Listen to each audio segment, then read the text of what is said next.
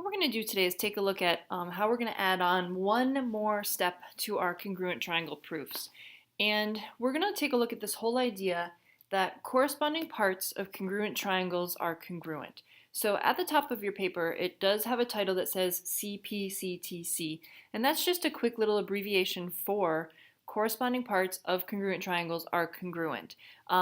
It is okay to use that shortcut, the Cpctc, when you're writing a proof, but along the way I'm going to make sure that you know what it means. So make sure that you connect the words to the shortcut. You don't just want to write Cpctc randomly. It does have a place and a purpose, and so we want to make sure that we know what it means. So at the top here, we're just going to fill in the blanks.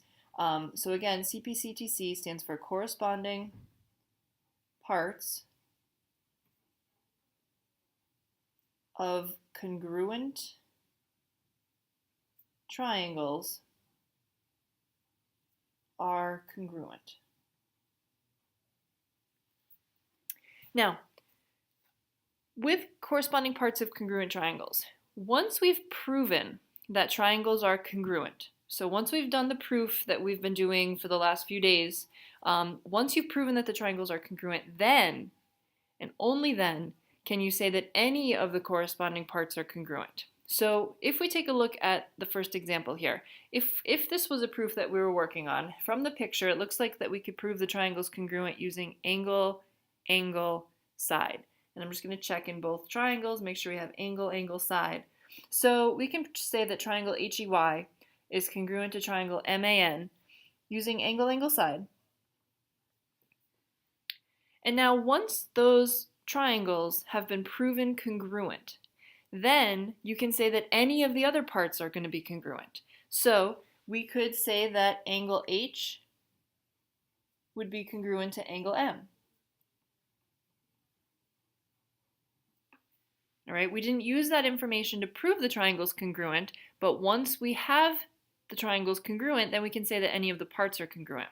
So we could also say that the side that goes from H to Y is congruent to the side that goes from M to N.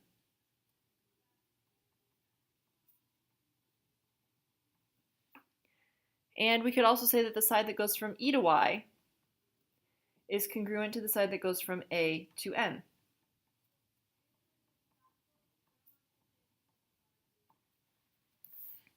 Okay, so down below you have, again, same kind of idea. We have that triangle CAT is congruent to another triangle using some method. All right, so if we take a look at the picture, here we have CAT, triangle CAT, and we want to say that it's congruent to this other triangle. So in this triangle we have CAT, and so we want to say that it's congruent to RAP. Try to use the same order if you can. And now looking at what we have marked in the picture, it looks like those two triangles are congruent using angle, side, angle. And so then, once we have that those two triangles are congruent using angle, side, angle, then we can say that any of the other parts that we didn't know before are absolutely going to be congruent, like angle T and angle P, and the side that goes from C to T and the side that goes from R to P, or the side that goes from A to T or A to P. All right, so we end up getting corresponding parts that are congruent even though we didn't know that they were congruent in the beginning. So once we've proven that the triangles are congruent, then we can say that any of the other parts are congruent. All right, so let's take a look at this proof at the bottom. We're told that AC is congruent to AR, angle 1 is congruent to angle 2, and then we're out of information. Down here they want us to prove that angle 3 is congruent to angle 4. But in order to do that, we first have to prove that the triangles are congruent. So before we can say that those parts are congruent, we actually have to say that triangle CAL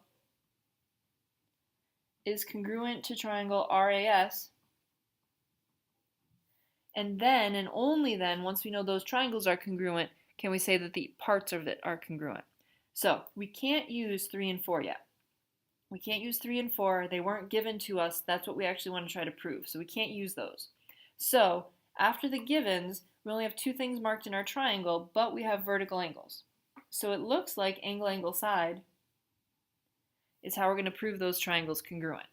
So notice I keep saying the first thing we're going to do is prove those triangles congruent. So we're going to write a proof just like we have been doing pretty much all week. We're going to prove that, or we're going to start with our givens, saying AC is congruent to AR, and angle 1 is congruent to angle 2, and both of those were given.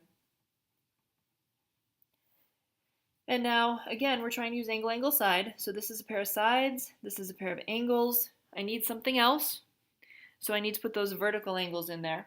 So I'm going to call this angle CAL. And then this one over here would be RAS, angle RAS. And I know that those are congruent because they're vertical angles. And so now at this point, I can say that one triangle is congruent to the other triangle using angle, angle, side. And now once I've proven the triangle's congruent, then I can say that any of the parts are congruent. So they want me to use angle 3 and angle 4 as the corresponding parts that are congruent. So again, once we have that triangles are congruent, then we can say that any of the corresponding parts of the congruent triangles are congruent. And that's the Cpctc that we talked about. Now, look at a couple of things with the proof. Up until that point, it's the same proof that we've been doing pretty much all week.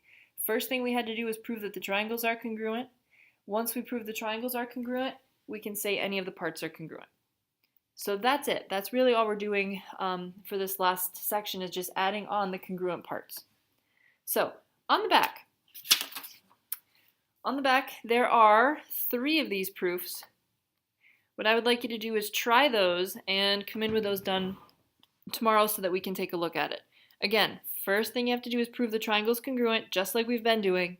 And then once you have that done, you can add on that little step at the end. All right, so try those, and we'll talk more about it tomorrow.